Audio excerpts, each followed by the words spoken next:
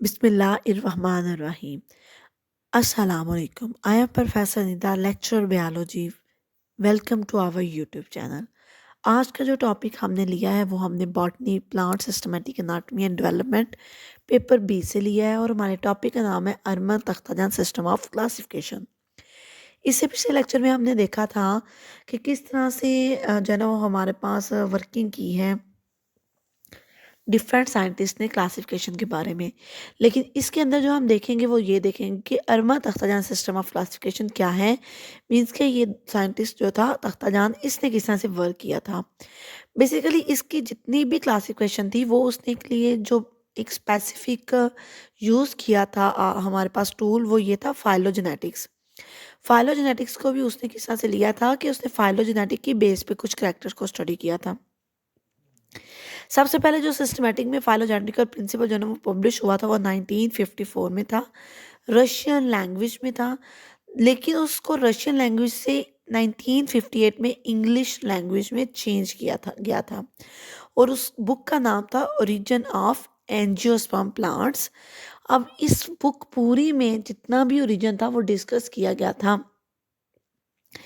Next क्या हुआ कि एवोल्यूशन ऑफ एंजियोस्पर्म को जो है ना वो उसने स्टडी किया और अपना जो सिस्टम है उसको मज़ीद एलेबोरेट मीन्स कि उसको मज़ीद एक्सप्लेन किया इसने 1959 में और एक न्यू सिस्टम इसने पेश किया जिसे हम फाइलोजेनिया मैग्लिनोफाइट्रम 1966 में। सब्सिक्वेंटली इसने कुछ रिवीजन क्लासिफिकेशंस मीन्स कि जब वो एक दफ़ा उसने वर्क कर दिया तो देन उसके रिवीजन एडिशन जो है ना वो 80, 87 और 97 में आते रहे, जिसमें थोड़ी बहुत मॉडिफिकेशंस थी। तख्ताजान ने जो प्रिंसिपल्स यूज़ किए थे, सबसे पहले उसने स्टडी किया ग्रोथ हैबिट को। हमें ये पता होना चाहिए कि ग्रोथ हैबिट क्या है। बेसिकली ग्रोथ हैबिट में हम ये देखते हैं कि जो प्लांट्स हैं वो ग्रो किधर कर रहे हैं। मीन्स कि क्या वो वाटर में ग्रो करते हैं, क्या वो लैंड पे ग्रो करते हैं, लैंड पे क्या वो डेजर्ट में ग्रो करते हैं, क्या वो मॉइस्ट पे ग्रो करते हैं। तो इसे हम कहते हैं ये हमारे पास क्या है, ग्रोथ हैबिट है। अगर हम लीव्स की बात करते हैं तो देन उसने दूसरा क्या किया कि लीव्स देखिए, हर एक प्लांट के अंदर सेम लीव्स मौजूद होते हैं। लेकिन जब एक प्लांट का दूसरे प्लांट से स्पीशी किसी भी दूसरे से आप कंपैरिजन करेंगे तो आपको लीफ टोटली डिफरेंट मिलेंगे। तो बेसिकली इसमें उसने ये स्टडी किया कि किस तरह से पालमेट या पैरेलल या अल्टरनेट जो अरेंजमेंट ऑफ लीव्स है वो किस तरह से है। रेट इसमें इसने जो विनेशंस को भी स्टडी किया। अब इसमें देखिए हमारे पास 5 प्लांट्स हैं जो है ना वो लीव्स हैं और हर एक लीफ का जो पैटर्न ऑफ विनेशन है, वेन्स जो कि इसके अंदर बिखरी हुई हैं वो डिफरेंट है। देन इसके अंदर जो हमारे पास है वो पैट उसके मार्जिन जो है ना वो डिफरेंट है, लीफ की शेप डिफरेंट है। तो इसका मतलब है लीफ की बेस पे भी हम जो प्लांट्स हैं उनको डिफ्रेंशिएट कर सकते हैं। Next stomata. स्टोमेटा बेसिकली वो पॉइंट है जहाँ से जो ओपनिंग है एक होल है और प्लांट जो है ना वो एक्सचेंज ऑफ गैसेस करता है। तो किसी के ज़्यादा स्टोमेटा अगर वाटर के अंदर है तो उसके स्टोमेटा ज़्यादा होंगे, लैंड पे है तो कम होंगे, लैंड पे भी अगर वो डेजर्ट में है तो स्टोमेटा और ज़्यादा कम होंगे। ये इसने स्टडी किया था।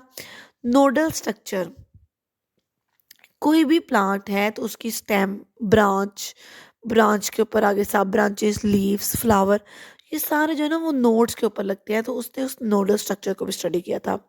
वुड अनाटमी, कुछ प्लांट हर्बेशियस होते हैं, कुछ जो है ना वो वुडी होते हैं। अब जो वुडी हैं उसके अंदर भी देखें तो कुछ के अंदर जो वेसल्स हैं वो स्कैटर्ड होती हैं, कुछ के अंदर जो वेसल्स हैं वो जो है ना वो एक ही जो है ना वो मौजूद होती हैं, जो है ना वो एक पैटर्न में मौजूद होती हैं, कुछ की इरेगुलर होती हैं। तो इस चीज़ को स्टडी किया। इनफ्लोरेसेंस, इन्फ्लोरेसेंस का मतलब है इसमें हम देखते हैं अरेंजमेंट ऑफ फ्लावर, कि फ्लावर ब्रांचेस के ऊपर किस तरह से लगे हुए हैं वो स्टडी की। फ्लोरल स्ट्रक्चर, फ्लोरल स्ट्रक्चर में अरेंजमेंट देखी स्टेमन की, कार्पल की, पेटल्स की और सेपल्स की। देन स्टडी किया एंड्रोशियम को। एंड्रोशियम हमारे पास मेल रिप्रोडक्टिव स्ट्रक्चर होता है। किसी का एंड्रोशियम की जो है ना वो ऊपर जो उसकी एक फिलामेंट होता है, फिलामेंट के ऊपर एंथर लगा होता है। तो एंथर का किसी का सेंटर पे लगा होता है, किसी का साइड पे लगा होता है। तो ये सारी अरेंजमेंट को स्टडी किया। नेक्स्ट हमारे पास ये, जैसे हमारे पास इनफ्लोरेसेंस हम देख रहे थे, पहले रेसमस में देखें जो स्टेम है उसकी टॉप पे कोई भी फ्लावर नहीं लगता, तो स्टेम की ग्रोथ होती रहती है। लेकिन साइमोस में जल्दी ही जो स्टेम होती है उसके टॉप पे फ्लावर लग जाता है, तो देन मजीद ग्रोथ नहीं होती। पोलन ग्रेन्स, प्लांट के ऊपर पोलन ग्रेन्स लगते हैं जिससे वो पोलिनेशन वगैरह करते हैं और वहाँ से जो है ना वो न्यू हमारे पास नेक्स्ट रिप्रोडक्शन होती है। तो पोलन ग्रेन्स के स्ट्रक्चर को भी स्टडी किया गया। गाइनोशियम जो कि फीमेल रिप्रोडक्टिव स्ट्रक्चर है, इसको स्टडी किया गया कि किस तरह से जो है ना वो ओवरी की अरेंजमेंट है, स्ट्रक्चर किसका है, किस तरह का है, उसके अंदर लॉकुलर कितने हैं, चैम्बर्स कितने हैं। तो इन सारी चीज़ों को स्टडी किया गया। जो ओवरी है उसकी अटैचमेंट कैसे हुई हुई है फ्लावर के साथ। देन ओव्यूल को स्टडी किया। ओव्यूल को भी जो है ना उसके देखा कि तमाम जो प्लांट्स हैं उनके ओव्यूल क्या होते हैं, डिफरेंट है एक दूसरे से फ्लावर के, उस चीज़ को स्टडी किया गया। पोलिनेशन, अब पोलिनेशन मतलब पोलन ग्रेन के बिखरने के तरीके। पोलिनेशन में भी उसने जो है ना वो स्टडी किया कि किस तरह से हमारे पास जो अनीमोफिलिक है वो एंटोमोफिलिक से निकली है।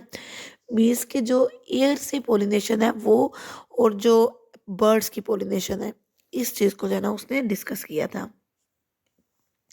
गमीटोफाइट, गमीटोफाइट जिसमें टू गमीट्स होते हैं, मेल और फीमेल जो गमीट्स हैं हमारे पास, उनको स्टडी किया। सीड्स, तमाम प्लांट्स के सीड्स एक जैसे नहीं होते, उनकी लेंथ एक जैसी नहीं होती, उस चीज़ को स्टडी किया।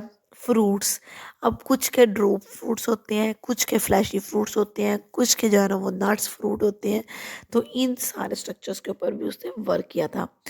अब ह्यूज करेक्टर्स थे जिसको उसने स्टडी किया था। तो हम देखते हैं अब इतने ज़्यादा करेक्टर जिस प्लांट के मिलते थे उसको उसने एक क्लास में रखा था। अब हम देखते हैं मेरिट्स ऑफ तख्ताजान सिस्टम। मेरिट्स अगर हम बात करें तो हम कहते हैं कि हमारे पास उसके जो सिस्टम है उसके प्लस पॉइंट क्या हैं। तो इसके प्लस पॉइंट, सबसे जो मेन पॉइंट था वो ये था कि इसने एवोल्यूशन को स्टडी किया था। दूसरा क्या था कि इसने 67 फाइलेटिक प्रिंसिपल, 67 डिफरेंट कैरेक्टर्स थे जिनको स्टडी किया था।